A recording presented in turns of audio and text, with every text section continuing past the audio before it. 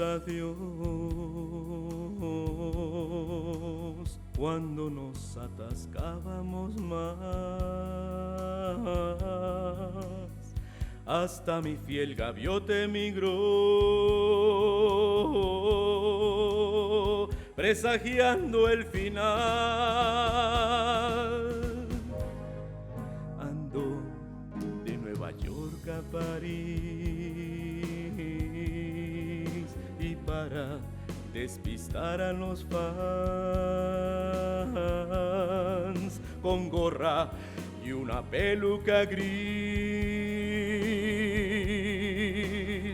nunca me encontrarán. No sé si vuelva a tener poder, no sé qué de mi vida será. Sin mi abogado, ¿qué voy a hacer? ¿Quién me protegerá? Hoy quiero evitar la prisión. Con Tania solo quiero pasear. La historia de este amor se escribió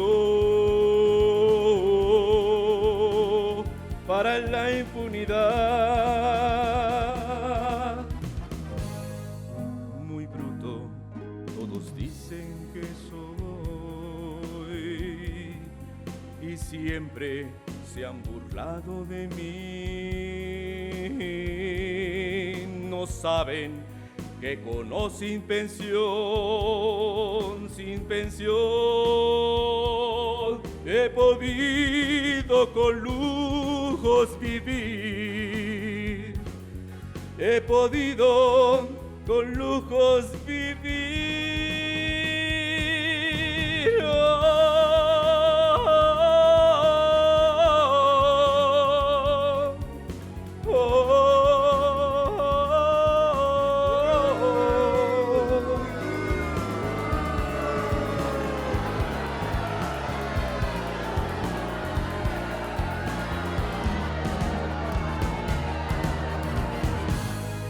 Hoy quiero evitar la prisión.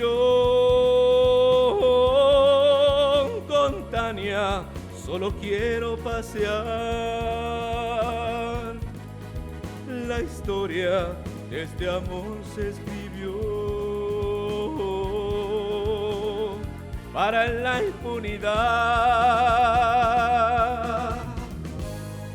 Muy tranza, todos dicen que soy,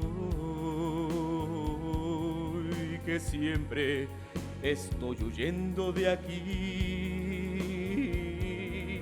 No saben que con o sin mansión,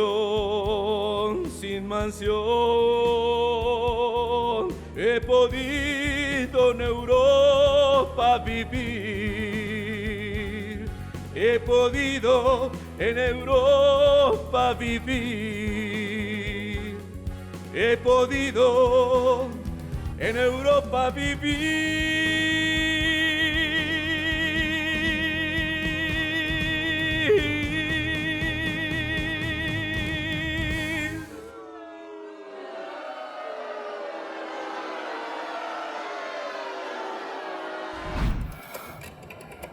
No. No, ¿Sí? no entra. Ay, no entra. ¿Cuál es la clave, Lada? Es 000. ultra internacional, extraplanetaria. Ponle 3 ceros, a ver si así. 002. Oye, y si le dices a ver, a ver si... Ay, a ver. A ver si ella logra... Bueno, pero... No, pues es que no me contestan. O sea, ni siquiera... Hace rato estaba dando línea, pero no. Espérate. ¿Qué? Dice Vero que ella va a intentar. ¿Va a intentar? Pues si logras comunicarte, ¿nos avisas, por favor? ¿Qué es larga distancia? ¿Larga distancia? Muy larga distancia. Sí, estamos tratando entonces de esperamos que nos llames. contactar al maestro Ríos. Ay. ¿Y órale, para qué? Qué bueno que lo intenta contactar, pero pues, ¿para qué? Porque... Pues para hablarles exactamente Exactamente por sobre eso. eso. Ah, bueno, pues Tenemos que avisarle que nos pirateamos sus personajes para hacer esta Para historieta. hacer esta historieta. Ay, pues es que la Pero verdad... le va a gustar porque de qué es. Sí, de la marihuana para principiantes. Es un proyecto del Instituto Hemisférico en colaboración con Jesús Rodríguez, Sara Snap y Jorge Hernández Tinajero. Y es un guión de Patricio. Sí, y es Eso. sobre la regulación de la marihuana. Y hay que hablar de Pero esto. miren, lo que logramos hablar con el maestro Ríos, yo me tomé la libertad, espero que no les moleste, de invitar al maestro Seguro José nos va a Reveles. molestar. ¿A quién, perdón? José Reveles, periodista. ¿Cómo crees que nos va a molestar? Sí, para hablar del tema este. Me parece perfecto. Ahí está. Ah, debe ser él, a ver. Vamos a ver. ¿Cómo tocó la puerta? ¡Maestro! Bienvenidísimo. Igualmente, maestro. Maestro Reveles, gracias por venir. Por favor, pásale. ¿Cómo estás? Tocayo. Adelante. Bienvenido a la verna. Por favor, lo siento. Mis queridos y admirados moneros, Mira, te vamos regalando este ejemplar. muchas gracias. Hicimos este trabajo junto con Jesús y todo el equipo de... Sí. ¿Cómo se llama? Hemisférico. Ajá. Sobre el tema de la regulación de la marihuana y tal. Y bueno, es todo un tema actualmente, ¿no? El tema absolutamente. de la regulación. Y queríamos hablar contigo de eso, porque tú has escrito muchísimo sobre el tema del narco, de las drogas, etcétera. Y la regulación es una solución a la violencia. No es una solución total, puede ser el principio de una solución, en la medida en que ya no hay un mercado ilegal que pueda ser aprovechado por la delincuencia organizada. Pero no es la única causa de la violencia. Tenemos muchas otras que tienen que ver incluso con la condición social de las mayorías en este país, ¿no? Pero además, yo siento que llegamos tarde a todo, ¿no? Porque bueno, ya en Estados Unidos ya hay lugares donde ya está regulada la marihuana, legalizada, etcétera. Aquí se empieza a hablar del tema, pero pues la marihuana como que ya es la droga más suave, o sea, ahora hay una serie de drogas de laboratorio como el fentanilo y todas esas cosas que son realmente monstruosas, nada que ver con la marihuana. O sea, ahora las drogas que están de moda son químicos devastadores. Tienes toda la razón, estamos llegando tarde como a muchas otras cosas. Estamos llegando tarde, por ejemplo, a la justicia transicional. Pero estamos llegando tarde en materia de marihuana porque inclusive algunos expresidentes de América Latina, incluyendo Ernesto Zedillo de México, ya se adhirieron a una política promovida por Naciones Unidas y por los propios Estados Unidos de no prohibición, no persecución de la droga, por lo menos, si no la legalización, la no criminalización. Y eso ya está marchando hace años y México apenas se va a incorporar a esta corriente porque no ha habido todavía ninguna ley que marque la diferencia, el parteaguas, ¿no? Mientras en Estados Unidos están avanzando muchos estados que están despenalizando las drogas, sobre todo la marihuana, ¿no? Acá se ha hablado también de la posibilidad de que la amapola sea utilizada de manera legal para los laboratorios que fabrican fármacos para aliviar el dolor de pacientes con enfermedades terminales muy fuertes, ¿no? Pero yo veo la dificultad de separar lo legal de lo ilegal. Haz de cuenta de Guerrero, que tiene ahorita más de 41,000 hectáreas sembradas de amapola, según el último informe de Estados Unidos, aunque yo daba en un libro de hace 4 años 20,000 o 25,000, estamos hablando ya casi del doble. Entonces sigue creciendo, ha bajado el precio, pero yo creo que se va a recuperar y vamos a seguir siendo productores muy potentes de heroína. Oye, tocayo, próximamente, en diciembre de este año, vamos a cumplir 13 años de la guerra contra el narco que declaró Felipe Calderón. Ya pasaron 2 sexenios, aparentemente se está cambiando la estrategia, pero ¿qué ha pasado? A 13 años de distancia, ¿qué se podría, cómo podríamos resumir o qué balance se podría hacer de lo que ha pasado? Yo creo que ha sido una guerra, por decir poco, inútil, muy mal enfocada. Poco inútil o muy inútil. Sí, porque en vez de disminuir la violencia y el tráfico y la producción, somos ahora la central de abastos de los Estados Unidos, porque no solo seguimos produciendo la marihuana, La heroína creció exponencialmente. Estamos hablando de 5,000 hectáreas de amapola hace menos de 10 años y andamos en más de 41,000. Por un lado, somos el surtidor por excelencia de heroína de los consumidores estadounidenses. Estamos produciendo drogas sintéticas y somos maestros en los laboratorios. Los exportamos a Sudamérica. Han descubierto laboratorios de mexicanos en Argentina, en Chile, ¿no? Y además somos el paso obligado de la cocaína, que no producimos por fortuna, aunque se ha intentado domesticar, pero nunca se ha logrado. Por aquí sigue pasando las enormes cantidades de toneladas anuales de cocaína. Colombiana, peruana y boliviana. Perú le está haciendo ahí una competencia fuerte y por otro lado hay mucha cocaína en el mercado. Resultado de las negociaciones de paz en Colombia, mucha gente dijo, pues ahora es cuando hay que producir rapidísimo, ¿no? Aunque antes de que se acabe el negocio, y produjeron a lo bestia. Por ahí un funcionario mencionó en América Central que andaban por ahí sueltos más de 3,500 toneladas de cocaína, que es una barbaridad, porque México estaba acusado de introducir 300, 400 anuales a los Estados Unidos. Entonces estamos hablando de un problema terriblemente grave y están embodegadas o están en espera de que alguien las mueva. ¿En dónde? ¿En México o en...? Estuvieron en México y luego migraron hacia Centroamérica por la característica más débil de los gobiernos centroamericanos que pueden permitir ese guardadito, ¿no? de droga, mientras no pueden sobrepasarse en la exportación de Estados Unidos porque bajaría el precio. Entonces, es una cuestión de mercado. Estamos hablando de negocios transnacionales, globales, que no tienen que ver solo con el Triángulo Dorado mexicano y Guerrero, no tiene que ver con la República Mexicana, ni con el hemisferio completo, sino que es un asunto mundial, ¿no? Caramba. Oiga, esto de la bolsa mexicana de droga está medio fuerte. Vamos a La Chamuca con Cintia Bolio y regresamos. Gracias.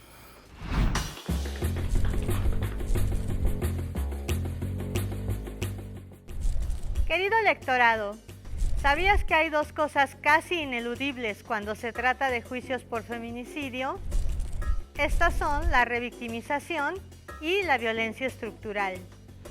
Hablemos un poco del Poder Judicial, encargado de investigar y perseguir delitos como el mencionado feminicidio e impartir justicia.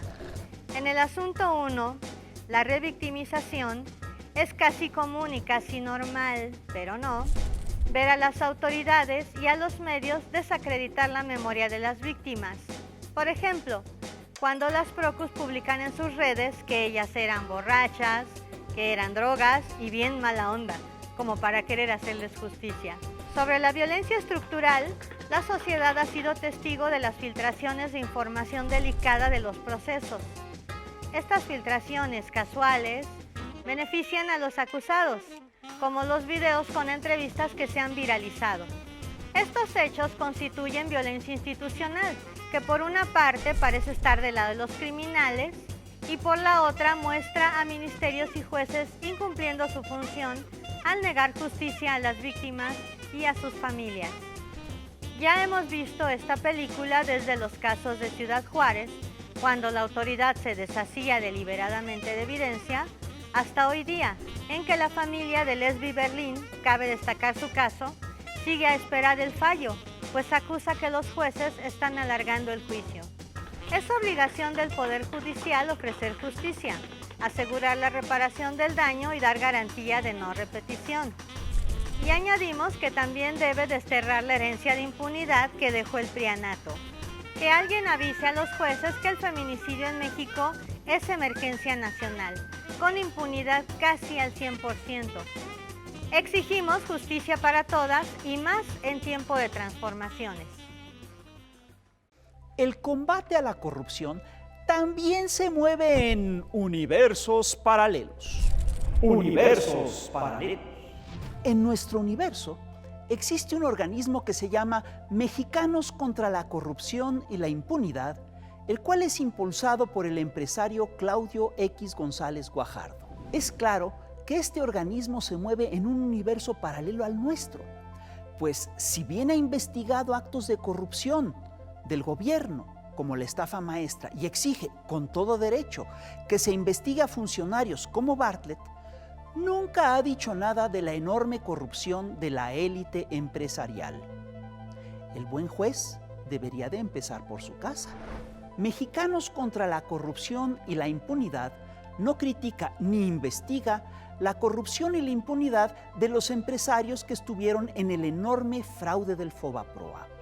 En ese fraude estaban Claudia X González Guajardo con el Grupo Fernández y su padre, Claudia X González Laporte, con Grupo Mexicano de Desarrollo y Sincro. Mexicanos contra la corrupción tampoco ha dicho nada de los 2.360 contratos de adjudicación directa que el gobierno de Peña Nieto le dio a Claudio X González Laporte. ¿Será que en el universo X, el que se hayan otorgado sin licitar 2.360 contratos es algo normal? ¿Será acaso que el padre y el hijo, aunque coinciden en sus empresas, se mueven en universos paralelos? ¿Será que en el universo X la corrupción se define de manera distinta al nuestro? ¿Será que Mexicanos contra la corrupción y la impunidad es en realidad la abreviación de mexicanos increíblemente ricos que están contra la corrupción y la impunidad que no es suya? En nuestro universo, Mexicanos contra la corrupción ha denunciado que el gobierno derrochó millones de dólares para cancelar el aeropuerto de Texcoco y este organismo ha interpuesto más de 100 amparos contra el aeropuerto de Santa Lucía. ¿Cómo le hace este organismo para no ver la enorme corrupción que había en el aeropuerto de Texcoco? Con esta lluvia de amparos, ¿no le hace derrochar al país mucho dinero en juicios inútiles? Si un funcionario como Bartlett mintió en su declaración patrimonial, debe ser castigado. Pero, ¿por qué razón deben quedar impunes los actos de corrupción de los empresarios grandes? Pues esos fueron los universos paralelos de la corrupción que tiene mucho que ver con esto del negocio de las drogas. Entonces, a 13 años de un supuesto combate frontal contra las drogas, el negocio goza de cabal salud. Es que no es frontal, es como lateral. Bueno, supuestamente. Es como marginal, porque la captura de capos inclusive, pues no ayuda en gran cosa. Tuvimos ya, el Chapo ya pasó su infierno allá de juicio político en Estados Unidos, digo porque fue más político que jurídico, y sin embargo, pues Sinaloa sigue operando y sigue siendo todavía el grupo más poderoso de tráfico de drogas en México, seguido muy de cerca por el cártel Jalisco Nueva Generación, que le quiere hacer la competencia. Y nos lo anunciaron, la DEA nos lo anunció hace 5 o 6 años, que ahí va Jalisco Nueva Generación creciendo en poderío económico. Que el poderío económico es lo que le da la posibilidad de seguir siendo pues el hegemónico o el que intenta conquistar más territorios. Porque con dinero compras blindados, compras aviones, compras sicarios, te matan 80, 100 sicarios y contratas otros 300 porque tienes la posibilidad. Y cada vez más baratos, ¿no? Pues yo creo que pues al precio del mercado, ¿no? Y eso hace que sea marginal esa lucha porque tú no les estás quitando la estructura financiera. Exacto. Esa es la gran bronca.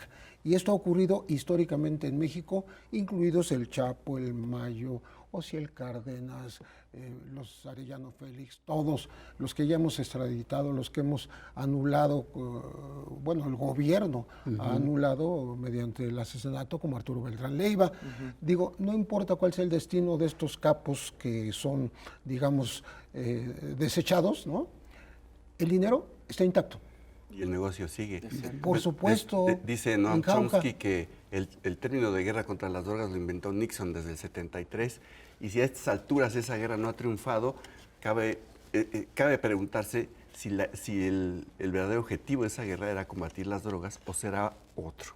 Bueno, se ha publicado como fue un pretexto de Nixon justamente cuando la oposición a la guerra de Vietnam, para irse contra los negros, contra las minorías, que ya estaban operando de consumidores de droga, pero que... Pacifistas, hippies. Sí, eran pacifistas, eran exactamente pacifistas.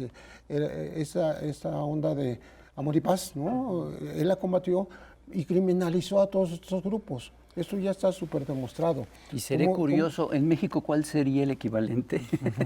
¿Cuál sería el equivalente? ¿Cuáles serían esos grupos a los que se busca eliminar por medio de esta supuesta guerra? Bueno, una guerra te sirve, como esta contra supuestamente el narcotráfico, para escoger entre los líderes visibles de defensores, por ejemplo, de la tierra en contra de los megaproyectos, ¿no? Está confirmado que esto ha ocurrido ya en México. Es muy interesante el libro de Jesús Lemus Barajas, que se llama México a cielo abierto, en donde da pormenores de asesinatos en varios estados de la República operados por las transnacionales a través del sicariato de los narcos. Bueno, el tema de los 43 de Iguala... Parece encajar en ese esquema. Sí, Exacto. Sí, como que están al servicio de... Bueno, aquí eran policías y delincuentes focalizados ahí en Iguala, quienes estaban sirviendo a otro tipo de intereses y sobre todo criminalizando a los chavos, ¿no? A los jóvenes, que estaba yo leyendo la nota ayer de que devolvieron los de otra normal de Tenería, 92 autobuses, y aquí se fueron con todo a aniquilarlos, a eliminarlos por 3 autobuses. 3 autobuses. Oye, yo tengo algo que plantearte. Últimamente se está hablando mucho de Bartlett, porque lo acusan de que tenía casas que no declaró y empresas y no sé qué. Más allá de que yo creo que es una campaña y de que el periodista que la hace no es muy confiable, yo tengo la impresión de que Bartlett sí es un personaje muy cuestionable, no tanto porque tenga casas o no, y ni siquiera no tanto por el fraude del 88, sino porque fue cuando era secretario de Gobernación, cuando el narcotráfico infiltró a la Dirección Federal de Seguridad y al Estado. Y yo, en mi opinión, de ahí viene toda la situación actual, ¿no es cierto? Yo siento que durante su época como titular de Gobernación se consolidó esa penetración, porque se venía produciendo años antes. Digamos que la cereza del pastel fue ni más ni menos que José Antonio Zorrilla Pérez, el más defenestrado de todos los exdirectores de la Dirección Federal de Seguridad.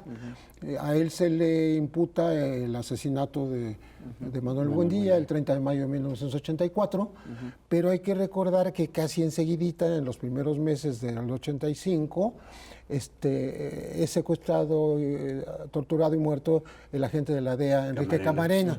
Y si tú te vas un poquito atrás, está el descubrimiento del rancho El Búfalo, en donde había cientos de hectáreas sembradas con marihuana y ya estaban embodegadas 11,000 toneladas. Las de Caro Quintero. 11,000 toneladas.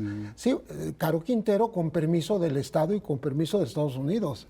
O sea, él tenía el permiso para producir esa agroindustria que produjera muchísima droga para dársela como intercambio a través del famoso Irán-Contras para traer armas de Irán y entregarlos a la contra nicaragüense. Eso ya está históricamente demostrado. Entonces, ¿México qué sirvió? Pues como un trampolín de negocios con droga para ayudar a una contrarrevolución. Y eso ocurría en esas mismas épocas. Estamos hablando de 84, 85, ¿no? Entonces, pues de alguna manera ahí hay una responsabilidad de todo el Estado, ¿no? De todo el gobierno en su momento, pero particularmente de quien estaba por encima de la DFS, o sea, dependía de Gobernación desde muchos años antes, fundada en 1947, por cierto, el mismo año que se fundó la CIA. Y la funda aquí Miguel Alemán. Pero bueno, tienes razón, hay un contexto en donde México pasa de calidad de país productor y todo a ser el intermediario del trasiego, por ejemplo, de cocaína. También se da en las mismas épocas. Hay un libro, que es el libro póstumo de Miguel Ángel Granados Chapa, en donde habla de Buendía, el primer asesinato de la narcopolítica en México. El primer O sea, narcoasesinato. más definición que esa no hay. Hay una responsabilidad de Bartlett en su momento y de todos los gobiernos que estaban propiciando en los estados este crecimiento exponencial del narcotráfico. Bartlett jamás ha explicado nada de eso. Ni ha Ahí rendido hay una cuentas. ligera explicación en ese propio libro. Son respuestas a un cuestionario que Granados le hizo por escrito, porque no se hizo una entrevista cara a cara, ¿no? Sino fue a través de un escrito. Y bueno, hay algunas explicaciones, y en su momento todo esto tuvo repercusiones hasta Miguel de la Madrid, en el sentido de el dinero aquel que, según el columnista de Estados Unidos, Jack Anderson, habría depositado en Estados Unidos, millones de dólares. Ya estamos hablando de un presidente de la República que depositó millones de dólares en Y Estados eso se lo Unidos. sacaron en el Washington Post un día que llegó de la Madrid de visita a Estados Unidos. Si lo Sí, recuerdo. vale la pena recordar. Yo recuerdo ese episodio que cuentas. De la Madrid fue de visita a Washington, iba a ver a Reagan, y lo recibió el Washington Post con la columna de Jack Anderson con esa acusación. Lo recuerdo perfectamente. Es más, recuerdo la rayuela, no era la rayuela, era el bajo la rueda Bajo de la 1 rueda. más 1 del día siguiente de Becerra Costa, que decía, qué curioso que se use la prensa como cerbatana y la mierda como munición. Gran frase. Pero desde ahí ya, además se ve que Estados Unidos ya tenía a los gobernantes mexicanos agarrados por ahí. ¿De dónde? ¿De dónde? ¿De dónde? You know what I mean. Sí, bajo la mira, absolutamente. Y yo creo que lo sigue teniendo. Sí, Solamente que guarda la información para sí y para hacer o negociaciones por debajo de la mesa o presiones por Y debajo eso de la mesa. responde a tu pregunta, o sea, ¿para qué sirve ahora el combate a las drogas? Esa es otra... Sí, hubo una época en que Estados Unidos nos calificaba, nos certificaba. Sí, Eso claro, ya no la está, certificación. ya no ocurre. Cierto. Pero de todas maneras sigue siendo el policía mundial y el que define incluso los modos de combate al narcotráfico. No hay que olvidarse que el prohibicionismo lo inventaron los Estados Unidos hace más de un siglo, o casi un siglo, perdón. Cuando termina la ley seca, inmediatamente se inventa como enemigo a la droga, particularmente la heroína. Hay un libro muy interesante que se llama El Grito, tras el grito, tras el grito, ¿De quién? de John, ay, se me va el apellido ahorita me acuerdo, pero que está perfectamente definido como un personaje como Carrie Ashlinger fue el que pasó automáticamente de perseguir el tráfico de alcohol a perseguir el tráfico de drogas, pero lo inventó. Era un protonazi que hacía propaganda, o sea, se manejaba a través de la propaganda y metía historias falsas, fake news, metía en los periódicos diciendo que una familia de mexicanos que se alocó por fumar marihuana mató a no sé cuántos. La marihuana no tiene esos efectos ni entonces ni ahora. Pero él lograba mover a la opinión pública de esa manera. Oye, es cierto, había una certificación de Estados sí, Unidos sí. cada año. Si Así, no me recuerdo, ya ¿hace no me cuánto? El acuerdo. autor de ese libro, Tras el grito, es John Hare, H-A-R-E. Oye, ya no hay esa certificación, pero la guerra contra el narco se la impone Estados Unidos a Calderón. Sí. No hay que olvidarse que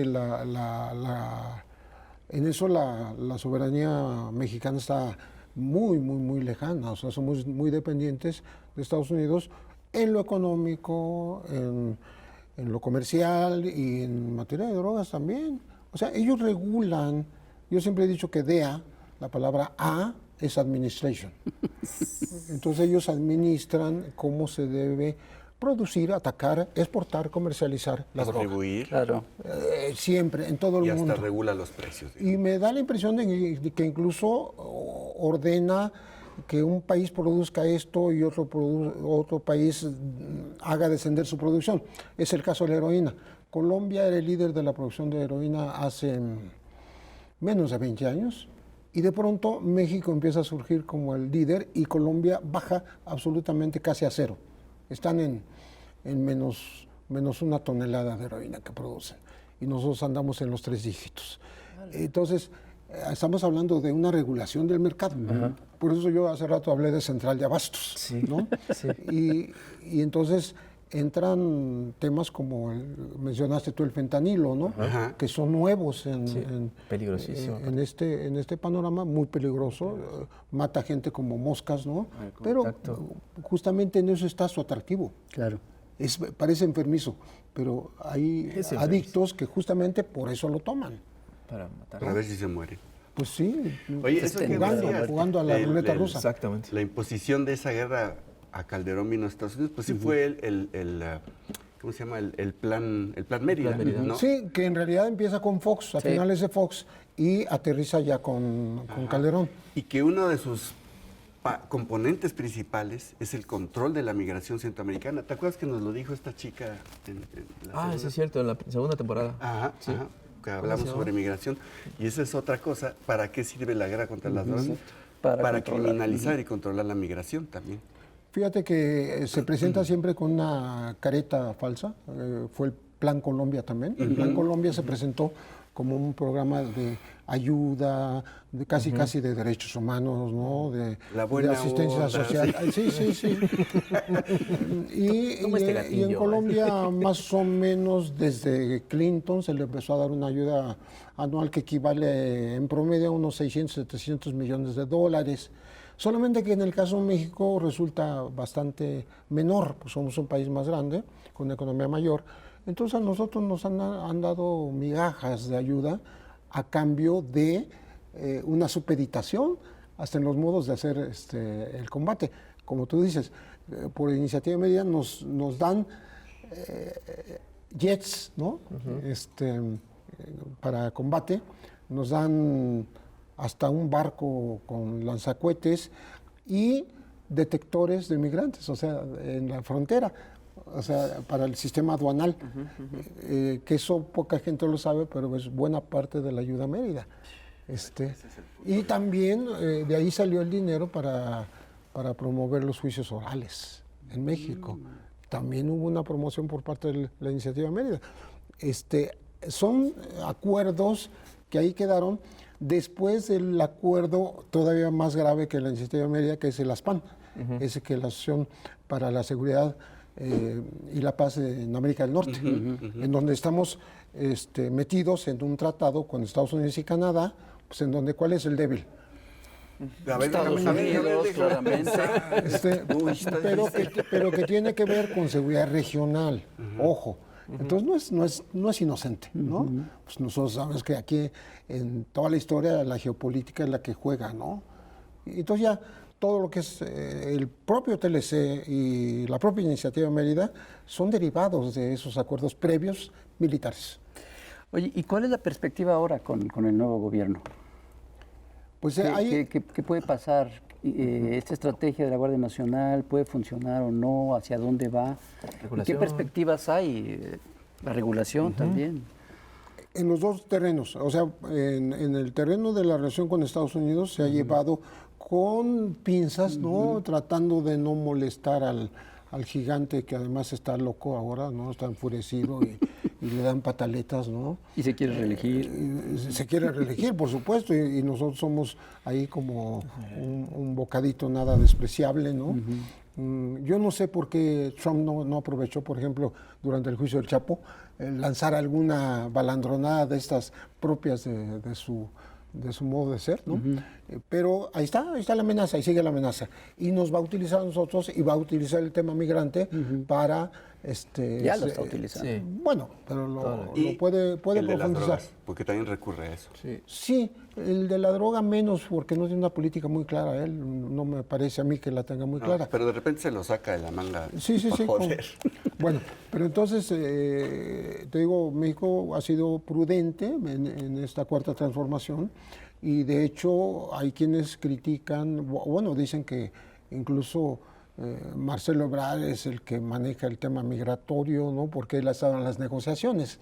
Entonces yo creo que hay una forma diferente de trato, no dejarse avasallar, pero irse también sin tocar mucho al gigante.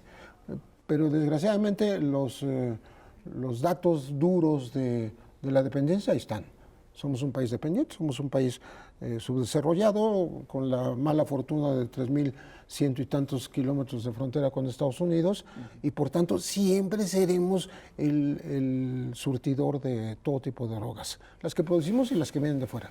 Oye, pero en la parte más escandalosa de todo esto, que es la violencia y la inseguridad, y que es además lo que afecta a grandes sectores en México, ¿qué perspectivas hay ahí? ¿Se podrá bajar con insisto, con la Guardia Nacional? ¿Crees que haya posibilidad de bajar los índices de violencia, o por lo menos la...? Esa es la confianza del gobierno, por eso generó la Guardia Nacional, pero yo creo que hay que esperar resultados muy rápido. Urge. El problema es que tú no puedes seguir diciendo más de un año después de estar en el gobierno que es la herencia del pasado. Ese es el gran Que problema. más que herencia es obviamente una inercia. Sí, que no puedes tú lo dijiste con esa palabra, es correcta, es una inercia. Claro. Viene una violencia de muchos años, vamos a decir de décadas, ¿no? Que tú no puedes frenar de la noche a la mañana. O sea, la tienes que aminorar gradualmente. Es como un ferrocarril a toda velocidad, pues tú no lo puedes parar, lo tienes que ir frenando poco a poco. Y ese frenar poco a poco tendría que ver con trabajo de inteligencia, trabajo digamos, de atacar, repito, porque creo que es la cantaleta necesaria, atacar el dinero del narco. Porque si tú no atacas eso, no sirve de nada todo lo demás que hagas. Yo pongo el ejemplo de Osiel Cárdenas, Benjamín Arellano, por dar dos nombres de capos que están en Estados Unidos, que en su momento José Luis Santiago Vasconcelos, Sara Antidrogas, en 2008, antes de que pereciera en este percance del Learjet, con Muriño, él decía que habían pactado en la cárcel, Osiel y Benjamín, ¿no? Unirse para atacar al Chapo. ¿No estaba diciendo qué? Pues que operaban en la cárcel. Exactamente. ¿No? Esa es una. Y dos, nos estaba revelando datos de una guerra por venir, ¿no? Esos dos personajes, Osiel Cárdenas y Benjamín Arellano, fueron extraditados a Estados Unidos. Y allá les impusieron multas millonarias. A Osiel le pusieron, me parece que $100 millones, y a Benjamín una cantidad similar que pudieron pagar. ¿Por qué en México, habiendo estado 5 o 6 años presos acá, no se les quitó un dólar o un peso? Perdón, ¿y existe en México esa inteligencia para poder atacar financieramente al narco? Pues la unidad de inteligencia financiera. Existen las unidades de inteligencia pero ahorita financiera. está más preocupada con los capos políticos que con los capos. No, pero espérate. Contra el lavado de dinero. El tema de Medina Mora tiene que ver con eso, porque Medina Mora está acusado, como ministro de la Suprema Corte, de haber descongelado cuentas por, no sé si $2.000 millones, algo así. $2.000 pesos. De eso. Podríamos estar hablando exactamente de un lavado de dinero de procedencia absolutamente ilegal. Aquí los dineros los produce el erario, y cuando es desviado produce riquezas, ¿no? Los producen los empresarios, obviamente, los más poderosos, ¿no? Y los produce el tráfico y la delincuencia organizada. Entonces, esos dineros hay que seguirles el rumbo. Claro, pero como tú dices, si no se combate, si no se les quita el dinero, no estás combatiendo al narco en realidad. Y si tienes un ministro de la Corte que les desbloquea las cuentas, pues ¿cómo? Pero ya dijo la Coparmex que Medina Mora es intachable. Sí, que ya lo explicó todo. Y como hay que creerle Como todo. que camina como pato, grazna como pato, etcétera, ¿no? Pero es un angelito, no es un pato. Un angelito silente, ¿no? Sí. Que no dice nada, que no dice qué pasó, ¿no? No, es que estaba escuchando justamente hoy en la mañana, le estaban dando la historia de Medina Mora, que fue empleado de Televisa y luego fue director del CISEN. Cuando se empieza a privatizar los servicios de inteligencia en este país, es con Medina Mora. Pero no se les olvidó dar un dato. Con Medina Mora, el CISEN es cuando adquiere el Learjet donde se muere Muriño y Vasconcelos. Yo escribí un libro en donde digo que los mató la corrupción lo dijo también Anabel Hernández, porque compraron un jet usado. O sea, yo nunca había visto una licitación para comprar un jet de uso, de medio cachete. Entonces compraron un jet que era taxi en Suiza, en la empresa TAG. Ya derramaba aceite, ¿no? Pero Ya no tardaba la verificación. exactamente, lo más importante es que costó lo mismo que si fuera nuevo. Ah, me suena. Y esto me lo dijo suena. el director de Bombardier en México, que es el que lo vendió. Digo, Bombardier lo vendió. Bombardier vendía estos mismos aviones nuevos. Ya. Bueno, hubo una alerta internacional de la FAA, de la Federal Aviation Administration, ¿no? En donde dice, bajen todos esos jets porque traen un defecto de fábrica. Pues por eso lo bajaron. Lo bajaron, tomaron al pie de la letra la instrucción. Bájenlo ahorita. Pues, Oye, pero no hemos aterrizado, bájenlo. Ahora. Es correcto. Entonces hubo 200 que metieron a talleres en los Estados Unidos, nada más en Estados Unidos, de ese mismo tipo, del Pero ese Jet no. 45. La pregunta yo se la hice a Luis Telles. A los pocos días del accidente dio una rueda de prensa. que es el que llevaba la investigación. Sí, el fiscal Era Telles. secretario de Comunicaciones. El fiscal Telles de la Secretaría de Comunicaciones, ¿no? Él fue el que hizo la investigación a sí mismo. Y resulta que, le digo, bueno, y tenía un defecto en el estabilizador horizontal trasero. Este avión, todos los aviones que salieron de fábrica. Entonces se consultan entre ellos, se cuchichean, ¿no? Porque además yo les entrego un sobre con 100 páginas de información sobre eso. Y se quedan viendo, ¿y ese quién es? Este pelado que nos vino a dar la ataca, porque yo no cubrí ese tipo de información. Y ya me responden, sí, era un tornillo. Y se le cambió. Sí, es cierto. No me digas. Bueno, el tornillo es un sinfín de más de 90 centímetros. Es el que gira y mueve el es un estabilizador. sinfín, en efecto un tornillo pero larguísimo, que va y sirve para que jueguen las alas traseras. Se lo cambiaron en efecto, pero no fue en Bombardier, no fue en Suiza. Fue en en Buenos Aires. Fue en la Buenos Aires, la colonia de Buenos Aires. Nada más que de la Buenos Aires se llevaron la refacción. No, le pusieron una refacción usada en SAE, en Servicios Aéreos Ejecutivos, en Toluca. O sea, se lo llevaron a un taller patito, ¿no? Oye, pero no dijeron que esa fuera la causa del accidente. No lo dijo México. México dijo, como Que era una me turbulencia. anunció, La turbulencia de un avión de un avión americano. que le antecedió, ¿no? sí, la turbulencia de vórtice de un avión 67. 767 que iba adelante, que era argentino. No, de pero mexicano. iban casi a 5 kilómetros, o sea, no nada. alcanzaba esa turbulencia, según los expertos. De todas maneras, se le echó la culpa a esa turbulencia y se empezó a criminalizar a los pilotos A las de que no habían turbulencias. cubierto las horas.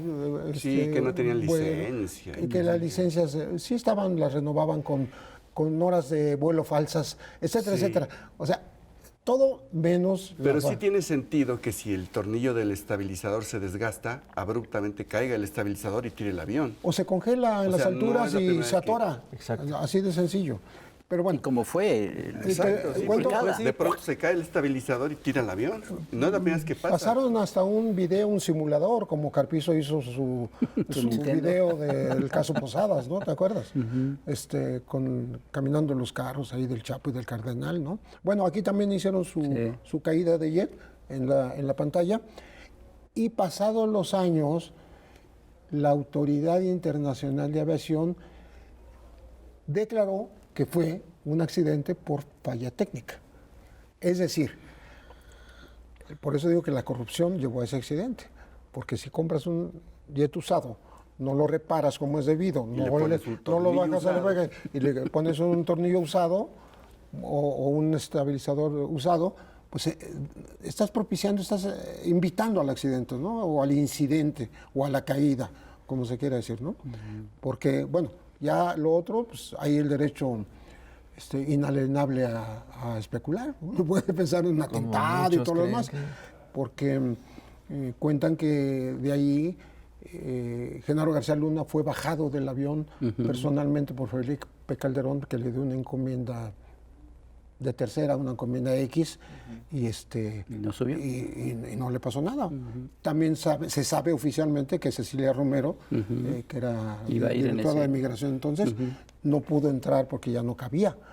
En fin, ese tipo de cosas que están ahí, como muchos otros grandes misterios de México. Como otros secretarios de Gobernación. Oye, ¿y entonces qué nos queda? ¿Qué ves tú en el panorama cercano, de corto plazo, en cuanto a este tema de la seguridad en México? Qué bueno que dice de la seguridad, porque no nada más tiene que ver el tráfico de drogas, Ajá, ¿no? sí, sí, es sí. un elemento, obviamente, pero de ahí, por ejemplo, se derivó el huachicoleo. Exacto. ¿no? De ahí se deriva el secuestro. a las extorsiones, al secuestro, al cobro de piso, ¿no? Que eso es súper Al contrabando de otras mercancías, al tráfico de personas, de migrantes, de mujeres, de niños, pornografía infantil. De órganos. En fin, hay más de 20 delitos asociados a estos grupos criminales que tienen la ductilidad, tienen la facilidad de cambiarse de actividad cuando les conviene. Vendieron fierro a China, la tuta y, Sí, en Michoacán, y los es de cierto. Michoacán. Cierto. O sea, ahí se ven ejemplos Son específicos. emprendedores. Sí, Claro, son no dejan emprendedores, aunque no hayan tenido escuela, ¿no? Hay de todo, ¿no? Bueno, son los reyes del libre comercio. Exacto. Claro. Exactamente. El Chapo no terminó la primaria, escribía con mucha dificultad, pero tenía un IQ, un coeficiente muy alto. Yo lo publiqué porque me lo dieron, tenía 38, yo no sé si 138, no sé si ustedes sepan de eso, pero me parece que es altísimo. La norma es 120, ¿no? Ya de ahí ya te puedes empezar a considerar genio el 125, ¿no? O sea, Tiene 138. 138. Eso fue lo Pues es un genio. dio en su examen de admisión en neumología. Ah, varón. Sí, no fue pase automático, tuvo que hacer. No, siempre les hacen un examen psicométrico. Y Por eso lo admiraba Santiago Vasconcelos. sí, decía que era, no solo a Santiago, muchos funcionarios mexicanos decían, no, es que es un tipo inteligentísimo. O sea, por eso no lo podemos agarrar, ¿no? Pensaba. Pero, Entonces, ¿qué podemos esperar? pues yo creo que hay que atacar por todos los frentes a esta delincuencia organizada, pero sobre todo desestructurar las organizaciones. Sí, empiezas por las finanzas, pero son otras cosas. Está la corrupción, está el encubrimiento de autoridades locales que le dan en territorios específicos, pues dominan por encima de las autoridades elegidas en las urnas. Digamos, muchas zonas de Guerrero, muchas zonas de Michoacán, por supuesto Tamaulipas, por supuesto Coahuila, Chihuahua, en fin, eso no se ataca. Y cuando alguien lo denuncia, por ejemplo un periodista, pues puede ser objeto de asesinato incluso. Miroslava Lich en Chihuahua, justamente por la tierra que ella nació, por Chinipas, ¿no? Descubrió que ahí estaban detrás no solo los intereses del tráfico, sino los parientes. Estaban la mamá y el tío y el sobrino y el hermano de capos como del calibre de Adán Salazar, que era muy cercano al Chapo, bueno, a todo el cártel de Sinaloa. Entonces, ese tipo de cosas que uno sabe como periodista, o que llega a leer con otros compañeros, colegas del gremio, pues la autoridad debiera saberlo. Yo creo que lo sabe. Lo sabe. Lo sabe y no está actuando. Ese es el problema, que no es nada más el dinero que logran acumular, sino los delitos que se les permite cometer para esa acumulación de dinero, para ese dominio territorial, para ese mando de facto, no solo en municipios, sino en buenas porciones de algunos estados del país. Como decía desde hace varios años, y lo dice en su libro Vacíos de Poder, Edgardo Buscaglia, dice que el país se feudalizó. O sea, en más del 70% de sus municipios está feudalizado. Que la alternancia del 2000 lo que hizo fue perder el control central. Sí, el debilitamiento del PRI, que PRI controlaba todo, pues claro. Entonces empezaron los cacicazgos regionales de los propios gobernadores como señores feudales. Y si ustedes se preguntan por qué todos los gobernadores se van dejando una deuda inmensa a pagar en 3 generaciones o 4 generaciones, es por eso. Porque tomaron decisiones ya más locales, más abusivas en el nivel estatal y en el nivel municipal, y la federación lo permitió. O sea, no nada más lo hicieron, sino se lo permitieron. Llegó el caso de Fidel Herrera, que bursatilizó las ayudas federales. Sí, esa es la palabra. Bueno, si se ganó la lotería 2 veces. Bueno, más de 3, creo. Híjole, oigan pues. José Reveles, pues muchas gracias, muy interesante toda esta plática. Y vamos a platicar con... ¡Ay, ahí está! Bueno, ¿Cómo estás, Ríos? Maese Ríos? ¿Qué andas haciendo en el más allá? Hice un acuerdo con el diablo, hice un pacto para que me permitiera dibujar sin saber dibujar y para que me permitiera hacer chistes contra la Santa Madre de Iglesia Católica que tenemos. o sea que como quien dice, sigues en lo mismo. Es que yo no sé descansar. Sí, lo sabemos. Oye, Ríos, y además de llamarte para saludarte, también te llamamos para comentarte que hicimos una historieta nueva de los supermachos sobre la despenalización de la marihuana. Y pues aprovechando, queremos preguntarte, ¿cómo fue que nació la historieta de los supermachos? La necesidad de esa historieta me vino porque de repente me corrieron de todos los periódicos donde podía yo trabajar y me ofreció un colega Viadana hacer la historieta para una pequeña editorial y le digo, pues en mi vida he hecho historieta, mano, ¿cómo le hago? Pues bueno, si se te ocurre algo, ahí me lo llevas. Entonces me fui un viaje relámpago a Michoacán y a Guanajuato para ambientarme más o menos en una historieta que fuera campirana. Yo no pretendía hacer la competencia al maestro Gabriel Vargas con la familia Burrón, pero había un campo ahí enorme de trabajo y así salieron los supermachos. La necesidad tiene cara de hereje, como quien dice. Maese, mira, la historieta que hicimos es de 16 páginas. La hicimos entre varios y casi morimos en el intento. Tú hacías 32 páginas de historietas semanales y solito. ¿Cómo te inspirabas? ¿Le entrabas a la mota o qué? Más que inspiración, lo que se necesita es tomar conciencia. A mí me sirvió horrores así, enterarme de lo que escribió Carlos Marx y Federico Engels. La lectura del Manifiesto Comunista a mí me abrió así como unas ventanotas de luz para explicarme qué diablos estaba pasando en el mundo. No nos salgas con Marx, Engels y ventanotas de luz, maestro. No respondiste lo que te preguntamos, ¿eh? ¿Le entrabas a la mota o te inspirabas con puras ideas? No se puede hacer mucho humor con las ideas, no sé si me entienden. Las ideas son una cosa así como abstracta, que no le permite a uno como humorista echar chistes sobre las ideas. No, hombre, nos quedó clarísimo. Pues creo que la risa ya es la mejor contestación. Oye, entonces, maestro, ¿sí te parece bien que nos hayamos pirateado tus personajes para hacer el cómic? O sea, ¿no nos va a llegar una demanda desde el más allá? Actualmente ya el cómic desapareció casi de todo el mundo y sobre todo de México. Ya no hay un solo cómic en los puestos de periódico. No sé si se deba a falta de editores, porque hay muy buenos dibujantes, hay muy buenas historietistas, pero que no tienen dónde publicar sus cosas. Y hace falta realmente el cómic, porque es una forma muy chingona de llegarle a la gente. Oye, maese Ríos, pues ya nos tenemos que despedir porque ya acabó el programa. Estamos aquí con Pepe Reveles, precisamente estamos hablando de este tema. Y ¿Te algo mandan más saludar? que le quieras decir sí, te van a saludar, maestro Pepe Reveles. ¿Algo más que quieres decirle a tus seguidores? Hay que echarle imaginación al asunto y buscar qué diablos se puede hacer en serio para cambiar un poquito a este país, para tratar de que mejore. Pues así Nos fue. vemos. Nos vemos, cuídate Un mucho. abrazo. Adiós, Saludos. maestro. Ahí nos vemos al Bye. rato. Te van a saludar, Ríos. No, me parece muy bien. Señoras y señores, gracias. Yo lo leo desde los 60, cuando fue sustituido después por Ochoa. Sí, para hacer los sí, supermercados. sí. Desde Bueno, entonces. muchas Muchísimas gracias. Nos Cuídense vemos. mucho. Gracias a Bye. ustedes. Qué gran conversación. Y así en serio. Señor, gusto en saludarte como siempre. A mí también. Tocayazo.